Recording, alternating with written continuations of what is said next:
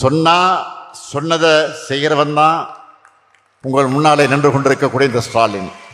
பொருளாதாரத்தை உயர்த்துவோம்னு சொன்னேன். இன்னைக்கு நம்ம தமிழ்நாடு தான் 11.19 விழுக்காடு வளர்ச்சியோட இந்தியாவிலேயே பெஸ்ட் மாநிலமா இருக்கு. இந்தியாவுக்குள்ள இன்வெஸ்ட்மெண்ட் பண்ணணும்னு எந்த நிறுவனமாவது நினைச்சா அவங்களுடைய ஃபர்ஸ்ட் சாய்ஸா தமிழ்நாடு தான் இருக்கு. அதே போல விவசாயத்துக்கும் பாசன பரப்பு அதிகமாயிருக்கு, விளைச்சல் அதிகமாயிருக்கு, லாபம் தர தொழிலா மாறி இருக்கு.